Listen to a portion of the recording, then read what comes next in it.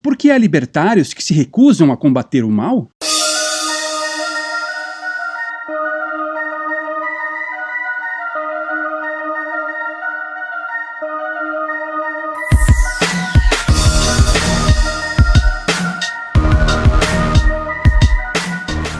Em 1993, perto do final de sua vida, Rothbard escreveu um artigo intitulado Sobre Resistir ao Mal. É um texto curtinho, com apenas 4 páginas, mas, como praticamente tudo que ele escreveu, é brilhante. Nestes tempos em que vivemos, em que a liberdade vem sendo atacada em uma escala jamais vista na história da humanidade, é um artigo particularmente importante. Quando olhamos à nossa volta, bate um sentimento de desesperança, não? Há muitas pessoas intrinsecamente más que usam a força para nos subjugar, violando nosso direito natural à autopropriedade. Há também muitas pessoas que escolheram a pílula azul, que não só compactuam com e aceitam o mal, como defendem ativamente aqueles que as oprimem.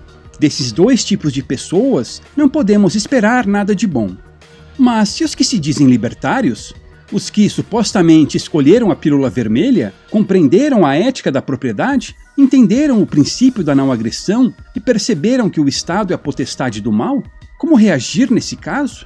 A principal pergunta que Rothbard se faz nesse artigo é: como alguém que se diz libertário, encontrando-se cercado pelo mal, pode não lutar contra ele com todas as suas forças? Desde o início do século passado, temos sido inundados pelo mal, na forma de um dos 50 tons de socialismo, de maneira contínua e crescente. Rothbard escreve: está claro para mim que temos uma obrigação moral, pelo bem de nós mesmos, de nossos entes queridos, de nossos descendentes, de nossos amigos e de nossos vizinhos, de combater obstinadamente o mal. Era um mistério para ele como pessoas que entenderam que o Estado é a potestade do mal podiam se recusar a combatê-lo ou abandonar a luta gradual ou abruptamente. Como alguém pode ver a verdade, entender a obrigação moral de defendê-la e depois simplesmente desistir e eventualmente até trair a causa e seus companheiros de luta? Pergunta-se Rothbard. E ainda assim, vemos isso acontecer a todo o tempo. Alguns dizem: cansei, quero ficar quieto no meu canto, vivendo minha vida em paz. Ao que poderíamos responder: bom, se você se contenta em ficar quieto no seu canto, sabendo do mal que está sendo causado àqueles à sua volta, por que antes isso o incomodava? Se o mal não lhe deixa indignado agora, por que o deixava antes? É difícil entender essa mudança de posição. Alguns desistem da luta porque, em sua percepção, é uma causa perdida. Perdemos, já era, dizem. O grande economista austríaco Joseph Schumpeter era um desses. Em 1942, ele escreveu que o socialismo era inevitável, que o capitalismo estava condenado não por seus fracassos, mas por seus sucessos, que atraíam intelectuais invejosos e malévolos capazes de destruí-lo por dentro. Isso estava errado, já que, como Mises havia mostrado, o socialismo não só é antiético, como também insustentável no longo prazo. Porém, mesmo que fosse verdade, que a luta contra o Estado, contra o socialismo fosse uma causa perdida, deveríamos nos entregar sem sequer lutar? De jeito nenhum. Ainda que nossa derrota fosse inevitável, seria possível ao menos adiá-la. Cada dia adiado já seria uma vitória para nós. Mas não é só isso. A luta contra o mal em si já é algo nobre. Ela, por si só, já vale a pena. Não devemos encarar a luta contra o Leviatã como um fardo pesado e sombrio, mas sim como algo inspirador e revigorante. Não há nada mais elevado do que pegar em armas contra um inimigo perverso, sabendo que ele é invencível, simplesmente porque isso é coisa certa a se fazer. É melhor cair lutando de cabeça erguida do que sobreviver humilhado, prostrado, resignado, conformado. E finalmente, mesmo nesse caso, por mais inverossímil que seja, é possível vencer. Pense naqueles vivendo na União Soviética, no auge do comunismo. Por mais invencível que o regime parecesse naquele momento, houve os que lutaram heroicamente. E um dia, contra todos os prognósticos de então, o regime colapsou. Entre os libertários, tem havido 2 formas de rendição, de capitulação. A mais óbvia e comum é aquela com que já estamos acostumados: vender-se ao inimigo.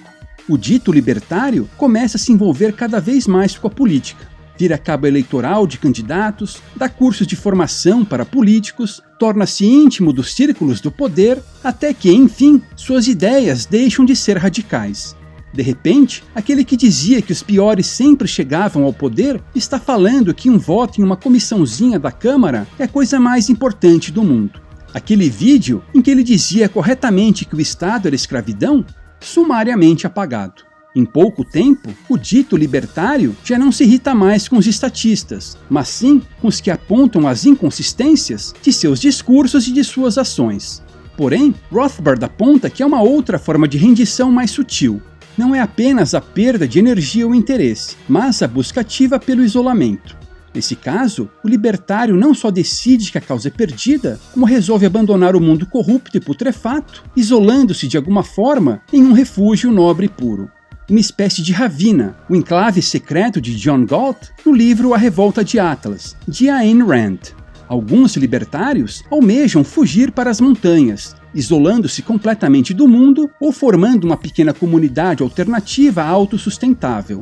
Rothbard compara esses isolacionistas aos Amish, ressaltando o fato de que os Amish são agricultores produtivos, enquanto que esses libertários isolacionistas provavelmente não seriam capazes de cultivar um pé de tomate sequer. Essas fugas para as montanhas, diz Rothbard, normalmente anunciadas com grande escarcéu, costumam ser apenas encenação de virtude. O único efeito concreto que tem é o abandono da luta. Curioso notar que as duas estratégias, que parecem opostas em um primeiro momento, terminam no exato mesmo lugar. O que se vende abandona a luta e traz seus companheiros por dinheiro, influência ou poder. O que se isola conclui que o mundo real é impuro e foge dele. Em ambos os casos, em nome do pragmatismo ou da pureza, a luta contra o mal é abandonada. É verdade que há uma diferença moral entre os dois.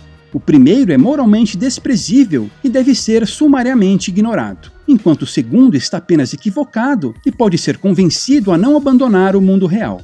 Rothbard conclui o seu raciocínio dizendo que não podemos entregar o mundo de bandeja para os bárbaros. Nunca. Se formos cair, que caiamos lutando. E ele termina o texto conclamando que hajamos inspirados por um trecho de um poema de James Russell Lowell. Uma vez na vida, para cada pessoa e cada nação, chega a hora crucial, na luta da verdade contra a mentira, de escolher o bem ou o mal. Uma encruzilhada, uma causa, oferecendo uma praga ou uma flor. E precisamos, então, nos decidir pelo ódio ou pelo amor. Embora a fonte do mal prospere, somente a verdade é forte. Se nos desanimarmos, rezemos para que o Messias nos conforte. Ainda que o mal esmoreça a esperança, nunca estaremos sós. Paira ele sobre as sombras, vigiando lá em cima a todos nós.